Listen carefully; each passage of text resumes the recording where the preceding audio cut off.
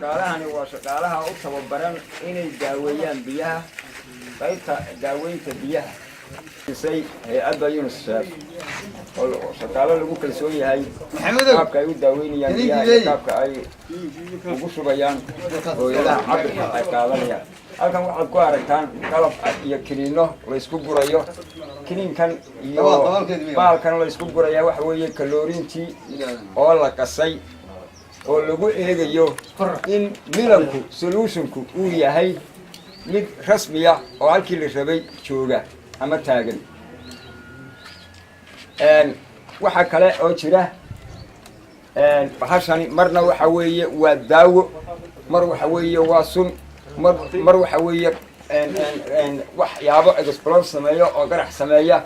iminka milankan marka sidaad u eegto waxa weeye goobtiisii uu joogaa uuna ku habboon yahay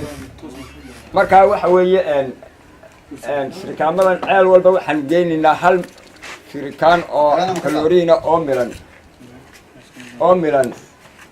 ayaanu geyn doonaa booyad walbana waxaa lagu shubi doonaa qiyaasteeda halkan waxaa ah weelkana waxay ahayd inuu cabir yeesho hase yeeshee annaga ku qorayna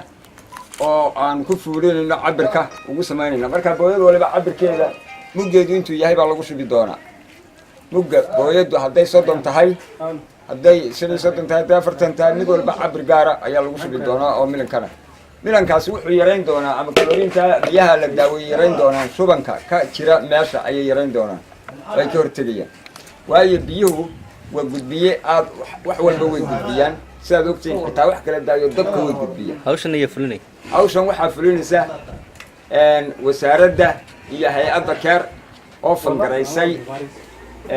qalabka iyadoo wasaaradda la kaashanaysa oo ay bixisay fanka iyo dhaqaalaha ku baxaya hay-addaas oo si gaaraan marka horeba wada shaqayno oo aad noogala shaqaysa dhinaca biyaha oo aad iyo aadna aan ugu mahad celinayno muddo dheerna aan wada shaqaynaynay waxqabad badan oo xagga biyahana ay ka geysatay gobolka